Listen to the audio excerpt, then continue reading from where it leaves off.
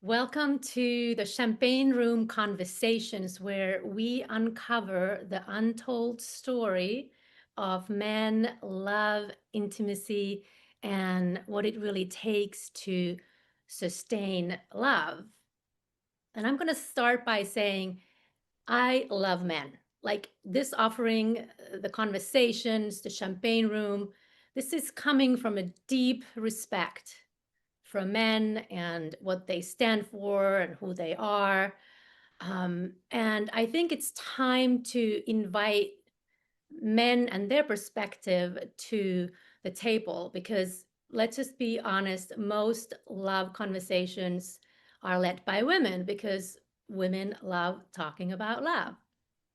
But men have deep needs, men have values, men have wants that are not often spoken about. So this is a platform for the untold story. And today I could not have a better guest than Mollysamsondavis, who is top global matchmaking firm, been matching successful men and women for over 13 years. And I am so honored to have you here. Welcome, Molly. Oh, thank you so much. That's a lovely introduction, and I'm very happy to be here. So, Molly, you have matched some very, very successful men. What's one blind spot that they come into the session with that they don't even know, like something that they don't even know that they don't know about how to go about this whole thing called love and finding your match? What would you say? Such a good question. So we work with very, very successful, high achieving, powerful men who are building teams and running companies and, creating strategies in their day to day. And they they come to us often trying to apply those same tactics when it comes to finding love as they do in the workplace. And that translates with them bringing lists, believing that certain groups of attributes, like if we find this, that, and the other, a certain age, a certain job title, whatever it may be, then those things will just naturally equate to a beautiful relationship when really those things can be quite superficial. And really what needs to be focused on are more core values and some of the deeper aspects to a partnership. And so oftentimes it's easing them into letting us drive and get to know them and really build a partnership with them and do our work, which is very different than their work, and relax because they have a professional that's now their advocate. So how do they respond to when you say, no, this takes a little more like, what are your values, your needs? Are they able to drop into that conversation like Yeah. quickly? They just don't start there? Yeah, I think it person to person, it varies. I think for some people, they're easily able to switch and they outsource other things in their life and they allow us to do what we do. But I mean, I've definitely worked with men that are so focused on the lists where it comes to just a year in the woman's age or, a neighborhood that they live in or whether or not their parents stayed married. I mean, certain things that really, at the end of the day, aren't necessarily going to matter. Wow. It's really varies person to person, but I Has think any man like totally blown away? Like maybe the woman didn't match their list. yeah. Um, and yet they like all these pictures behind you are people that you have matched. They clearly Yeah. have gotten married. So Do you remember stories where they're just like, oh my God, this doesn't match my list, but here we go. I am going to be with him Yeah. the rest of my life. Yeah. Yes, I mean, this wall is filled with stories that would to speak to that. Actually, I mean, there's so many stories, but I remember one man coming to me and well, he didn't want to meet a woman with children, which is understandable, and we tried to, Pretty common, actually. yeah, exactly, honor that as best as possible. But when I met the woman that he ultimately married, I had been working with him long enough. I think it was his ninth match, so we were really in a groove. I met this woman and I just knew, and so put her forward, and they ended up falling in love and getting married, and he ended up sending me a beautiful letter telling me that he is just as grateful for the two girls in his life as he is for his partner and wife. And there's another couple where he really wanted somebody younger because he wanted more insurance about having a family, which again is a reasonable thought and request.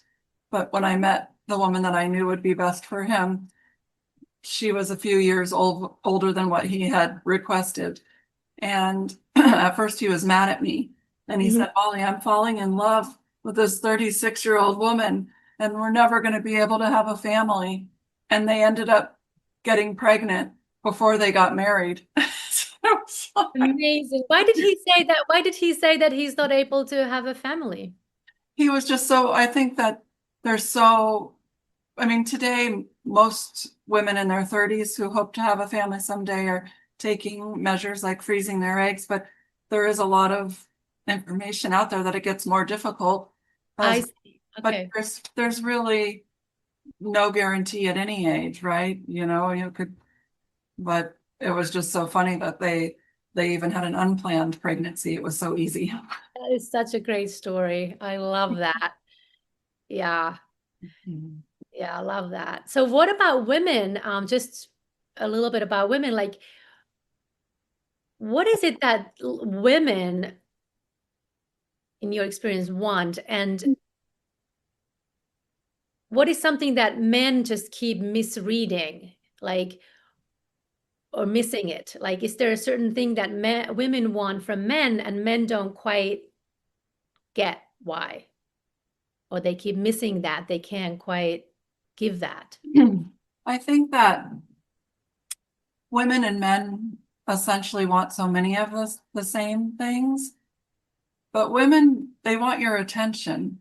They Mhm. don't need to be impressed. They just, they want to be seen.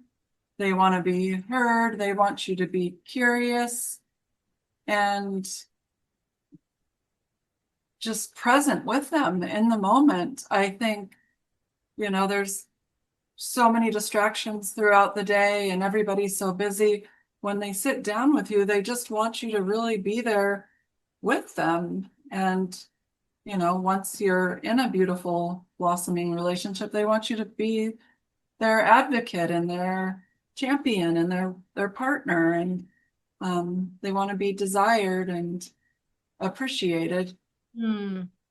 Yeah, that's so great. I do remember one time I was dating a CEO of a big company, and we went to have dinner, and we're sitting across from each other, and he's literally like going through his phone, some work stuff, whatever. And I refuse to be that couple where both people are on their phone. One person is plenty enough. And I said to him, too bad I didn't bring my notebook because I could write some poetry. Like, this is ridiculous. Like, I am not going, like, what do you want me to do? Like, do you want me to pull my phone and be one of those couples to add to that, visual? And it was just like I just could not understand like how hard it is to have a dinner without your device. So I can totally agree that that's all we want, just a little bit of So be the center of attention. And yes. most people know now to put away their phone. There'll still be the random few that excuse themselves or get on their phone, but I think just really being curious Yep. Yep. and learning about the person in front of you. That's right. And it's also very important to be really clear what you don't want, because not just things that you do want, because now I have been with Amazing Man for 9 years. And he literally hates cell phones, and he keeps his phone on airplane mode, a day a week. And he doesn't even keep a phone. Like, he's just so anti-phone, and we leave the house often with no phones and go out about a day. And it's so lovely. Like, I think it's important to also know what you don't want so you can be clear, Yeah. discerning. Yeah. Those communication styles with texting has inserted a whole nother layer in relationships. And Yeah. some people are quick responders and some people are not going to respond until the end of the day, and understanding each other's texting style even is so important. And Yeah. I love the way you and your partner are able to do that together and unplug. So healthy. Yeah, and not everybody cares about that. A lot of couples are totally happy meeting together and hanging out at home and being on their phones. And I mean, I am on my phone at home a lot too. But when we go out, when we do something together, um, I think that time is so valuable. So it's also a challenge for women. Like, if they want their man to be present, why are you then pulling out your phone before your man does? Like, women are as guilty, right? It's not just men uh, Right. doing this. So, okay, let's see. What is in your work, like, what truth about dating or relationships most surprises your clients when you finally say it out loud? Like, have you gone to that Jesus moment where you just kind of like, okay, I have to pull some Yeah. bullets here because this person is not getting it. Like, what would be that kind of? Yeah. It's such a valuable part of working with a matchmaker, is having that opportunity for feedback.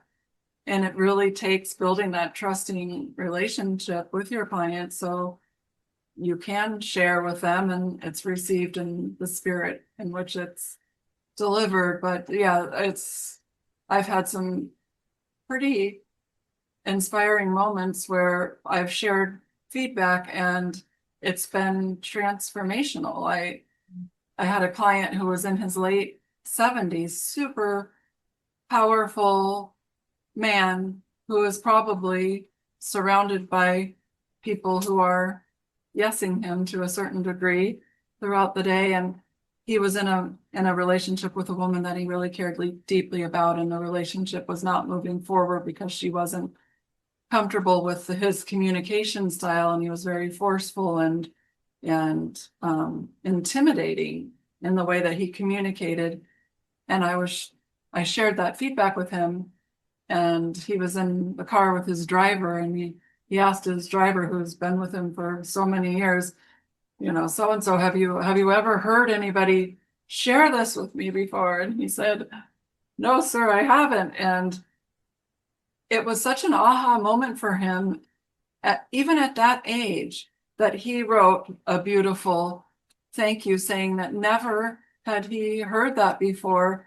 And it's so important for him to know how his communication impacts the women in his life. And it Mm, was one of those that set me on a path of confidence in sharing more feedback and the importance, because that was earlier on in my career. But it it definitely showed me the value in being able to just share. yeah. Yeah, yeah. So he had no idea how he's coming across because he never hears himself, right? So you need sometimes another woman other than your partner to tell the truth, right?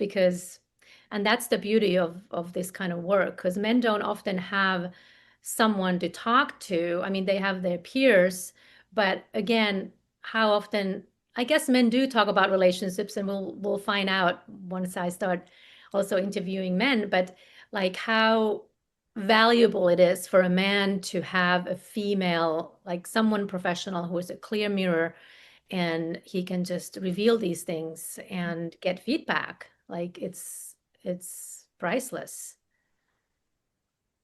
Yeah.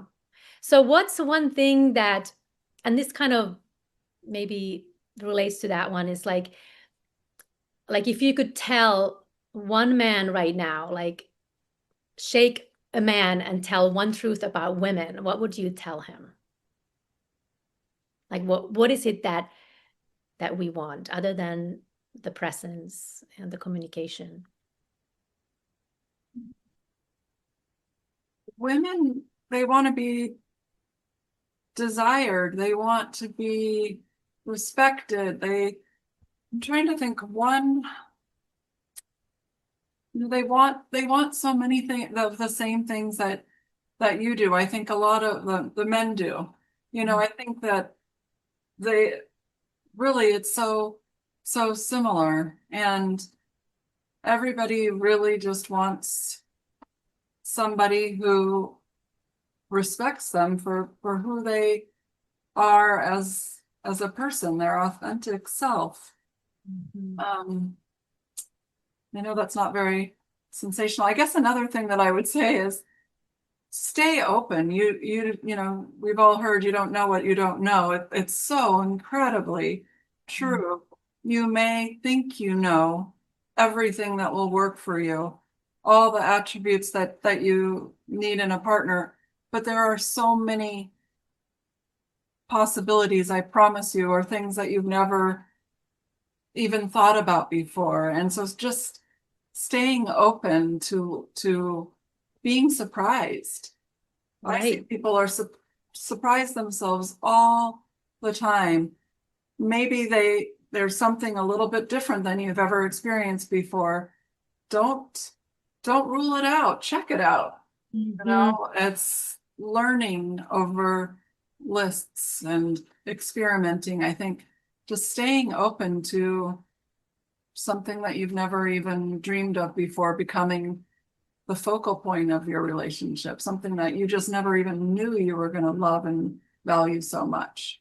That is so beautiful. The harsh truth is that we're not handed an instruction manual, every time we meet a person. It's not like ordering appliances, right? Like every person comes with their own warning sign. It comes with their own do this suggested dosage, like ingredients. Like it's so important to treat each person like a whole new appliance. Like, okay, what are the instructions? Oh, we don't have any. You have to be patient enough and maybe take 6 months or 12 months to actually explore this new territory called another human being, right? Like it's going to Africa, going to Asia or a new continent where you've never been. Like you know, we don't have a map.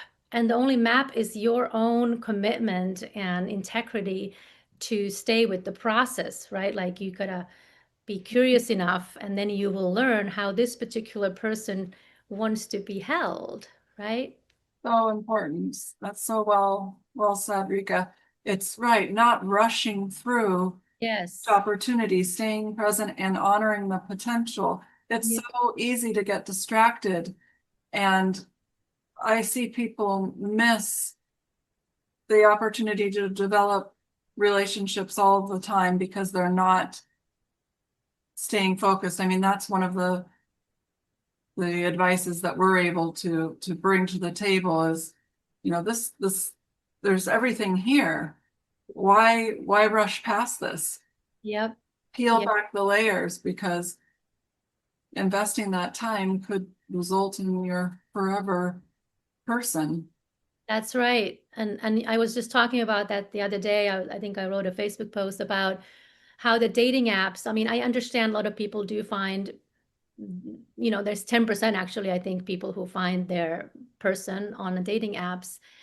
But what that swiping left and right has really created is that instead of really, choosing a soul, we're really like ordering from Amazon Prime. Like, okay, this, and then that energy gets even, like, even if you do get a date, that energy you bring into that moment with this other person, that level of impatience and maybe being distracted, or is there another person, or is this person in front of me matching, like checking all the boxes, like instead of really like, like you said, let yourself be surprised. Like it's that energy that I really want to bring back into the conversation. And I am planning on doing a 14-day no swipe challenge coming up next month, where 14 days we're going to leave the phone in a car or whatever for like half an hour when you run errands, or when you walk your dog, like you're not taking your phone. And you actually might be surprised, you might even meet your person, or not waiting for a coffee, because you get to talk to people. Like I don't see that much anymore, so I'm really excited about this challenge. I have one more question for you. Like you work so on a practical level, like you literally do the matching, you do the hands-on work. And the way I work, I do the inner work. Like I do the work of the sovereignty, the posture, clearing some belief systems, and really looking at, like, kind of like we were laughing earlier, like it's kind of like taking your car to the mechanics. Like you want to like make sure your car is functioning before you take her for a ride or take your car to the show. Like it's that level of difference, but both are so, like, do you feel like these are like a complementary? Like, have you had men who've done a lot of inner work, how much easier it is for you to do your job, and vice versa? Yes, I mean, men who have done the work or some work, or who are open to coaching in tandem with matchmaking, or as an introductory to matchmaking, are so much better positioned to be successful. If you really understand why you want what you want, you understand yourself. Maybe there's patterns that we're going to be looking out for. There's just so much personal insight to be gained that can help you fully take advantage of the matchmaking opportunity.